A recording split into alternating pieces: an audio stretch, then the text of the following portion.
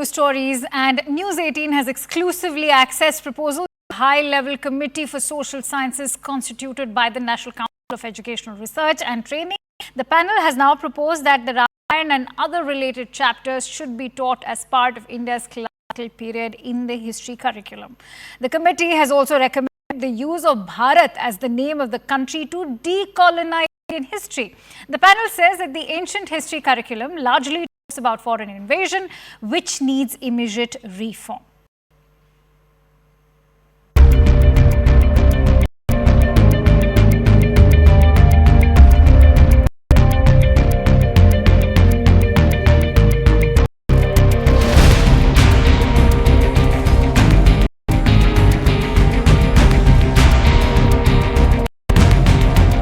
इस तरह की बातें, इस तरह का ज्ञान, इस तरह का विज्ञान और इस तरह का जो अनुभव है, जीवन का सच्चा अनुभव, वो विद्यार्थियों को उससे वंचित क्यों रखा जाए?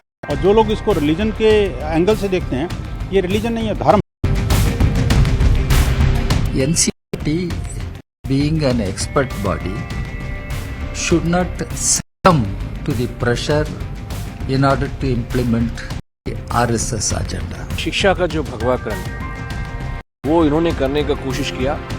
हम तो ये कहेंगे नरेंद्र मोदी जी की रेजिम को कि आप जो ICHR है आप उसको बंद कर दीजिए। जो चीज़ें पढ़ाई जा रही हैं वो नहीं पढ़ाई जा रही, जैसे कास्ट के बारे में जो डिलीट किया गया कि भारत आखिर में गुलाम क्यों हुआ।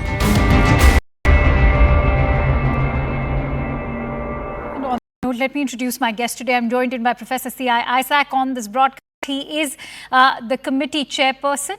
Many thanks to you, Mr. Issac, for joining in. Now, Professor, there are certain recommendations that the NCERT panel has made, especially when it comes to Ramayana and the Mahabharat in social sciences syllabus and also replacing the name India with Bharat. What are the reasons that the panel has suggested these changes, and is it really backed by historical evidence or any kind of foundation? That the oldest name is Bharat, but only British came here after 1857 mutiny. The crown was taken over the rule of India. Then it became India. Prior to it, East India Company rule, and then India became prominent, and it's only 200 years old name India. India has no meaning at all. Bharat is a very classical name. Ancient name, no historical base.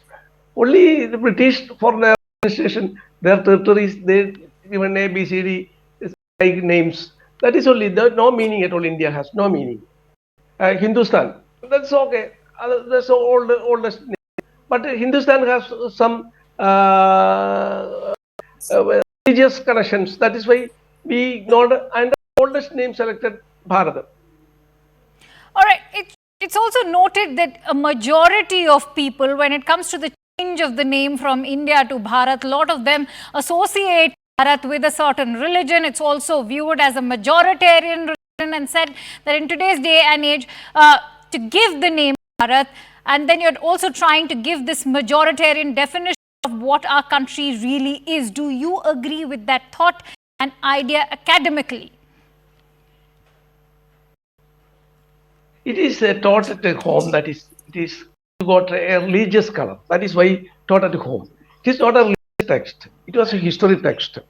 History of a generation.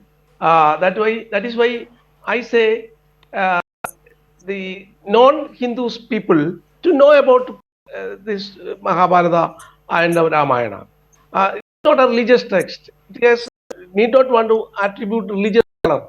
It is a history and philosophy. Mahabharata, which is philosophy. Bhagavad Gita is a part of the Mahabharata. Mentioning about Ramayana, what is the sum total of Ramayana, what is the sum total of Mahabharata. That is only no religious propagation or communal elements in it. Frank, I am a Christian. I also favoring the teaching of Ramayana and Mahabharata and Vedas. Vedas is a knowledge system. Knowledge system is not never taking any gods to ask to worship any god. Indram, Mithram, Madram. Okay, Right. That is, Rivera says so. It is a separate text. Why we are attributing on the Hindus? Very well said. Many thanks to you, Professor Issac, for joining in with your precious inputs and thoughts.